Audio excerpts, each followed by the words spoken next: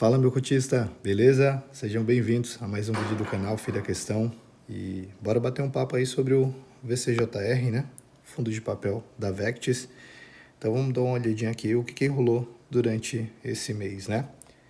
Então a gente vê algumas informações do fundo aí. Tem um PL de 1.400 bi, vai pagar um dividendo aí de R$ 1,05 por cota, são 32 mil cotistas. Cota patrimonial 94,09, cota a mercado está 84,75. E a gente já pula para a palavra do gestor. Então, como já vimos ali em cima, né, ele vai distribuir R$ 1,05 por cota. E ele está pagando a inflação que veio de março, né, que foi de 0,56. A do próximo mês, que vai ser a de abril, se eu não me engano, é 0,43, tá? Então, assim, como os fundos, como o CNIP, ele repassa o IPCA com aproximadamente 2 meses de defasagem, né?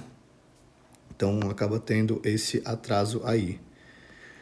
Continuando aqui, esse aqui é um dado bem interessante, né? Mesmo sendo indexado ao IPCA, o VCJR segue com remuneração acima do CDI. Está dando um dividendo yield mensal de 1,22, o que dá 14,70 ao ano.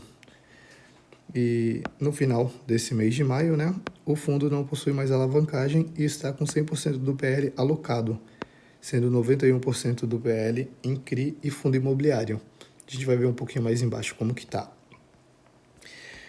Aqui em relação ao retorno dos dividendos, né? Então, em relação ao dividendo de maio, ele vai distribuir 1,05 por cota. Esse mês ele ficou ligeiramente abaixo do CDI, como a gente pode ver aqui, né? E aqui nesse gráfico ele traz um paralelo, achei bem bacana, né?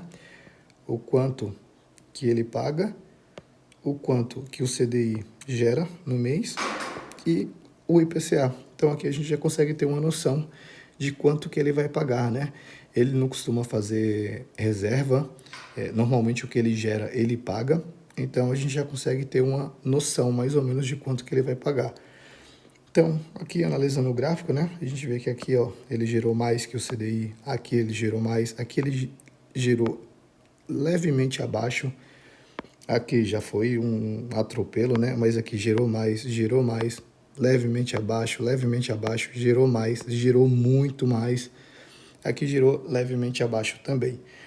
E essa linha aqui, a gente vê que é o IPCA, né? Aqui foi o de fevereiro, que veio 1,31. Então, nesse mês ele pagou 1,50. Cadê? Tem até aqui, ó, abril. Ele pagou 1,50 porque o IPCA, a inflação veio 1,31. Nesse mês foi 0,56, ele vai pagar 1,5. No próximo é 0,43, digamos seja mais ou menos isso aqui, ó, fevereiro. Ele vai pagar, eu acredito que ele vai pagar para o próximo pagamento aí entre 90 e 95 centavos, né? Vai ter esse gapzinho aí. Seguindo aqui, a gente vê o resumo da carteira. Então, como que ele está concentrado, né? Ele tem 80% em IPCA mais 11,1, 7%, 7,7% em CDI mais 5,7%, bem puxado, muito puxado mesmo. E tem uma merrequinha em pré-fixado e tem aí 9% em caixa, né? Então tá com bastante caixa. Resumo dos ativos por setor. A gente vê aqui multifamily, residencial, hotel, energia, concessão, pulverizado, comercial, shopping, né? Por indexador, a gente já viu ali em cima, né? Mas 80% IPCA é o forte dele, né? Dei um pouquinho em CDI também. Maiores posições. Esse aqui é um problema desse fundo, porque assim, eu gosto do fundo, só que esse monte de concentração não me deixa confortável.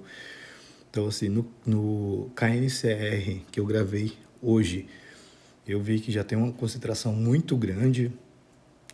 No CNIP também tem uma concentração, mas assim, até aceitável para o nível do fundo, né? Mas esse aqui é um fundo pequeno, é um fundo um pouco mais arriscado e tem essas concentrações aqui.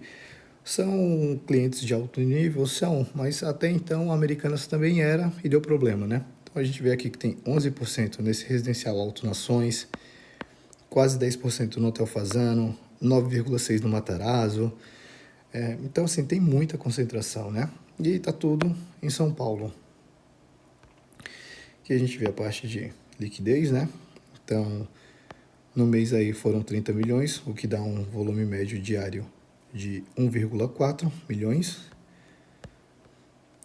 Aqui o resumo contábil, que a DRE dele, muito ruim essa DRE, muito ruim, você não consegue entender nada, é meio sem pé nem cabeça, então fica meio complicado também, né? Precisa detalhar um pouco melhor isso aqui, porque a gente só vê que tem as receitas de CRI, total das receitas, né? Que são as receitas de CRI, receita de renda fixa, mais nada. Somando isso aqui, vai dar esse valor aqui, né? Despesa com IR, despesas do fundo, e aí lucro líquido, isso aqui. E aí reserva do que? Não entendi muito bem isso aqui, reserva. E ele não deixa nenhuma nota para mostrar do que se trata, o que é, enfim. Aqui a gente vê que o lucro por cota foi 1,5 e o que ele pagou foi 1,5. Então aqui a gente pode até ver que o que ele gera, ele paga. 80 com 80, 80 com 80, 70 com 70, 90 com 90, 95. Ele não faz reserva nenhuma, o que ele gera, ele paga. E aqui a gente vê a carteira de ativos deles, como eu já disse, tem algumas concentrações. Então, aquele residencial Alto Nações são esses 3 aqui. O Hotel Fasano, mais esses 2.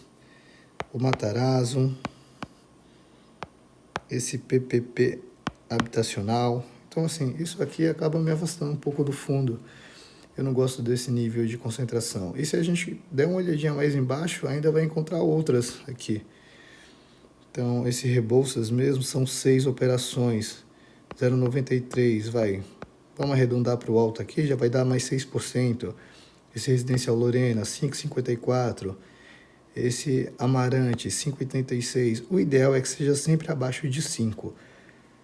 Se for acima de 5%, é até aceitável para mim, desde que seja um fundo high grade. Se for um fundo middle risk ou high yield, aí nem pensar. Mas enfim, isso aqui eu não gosto muito, né? Mas é um ótimo fundo. E aqui tem o resumo dos ativos, né? Tem todos os ativos, as garantias, tudo mais. Então é isso, pessoal. Não tem muito mais o que falar não do VCJR. É um fundo bom. O único probleminha é essa questão aí das concentrações, mas de resto é uma boa pegada aí, uma boa pedida. Então eu coloquei aqui para fazer o acompanhamento dele. E é isso, pessoal. Espero que vocês tenham gostado do vídeo. Se for qualquer dúvida, pode deixar aqui nos comentários. Se gostou, deixa o like. Se gostou mais ainda, se inscreve no canal, ativa o sininho para não perder nada. E segue a gente lá no Instagram também, @ofidaquestão. Valeu, pessoal. Abraço.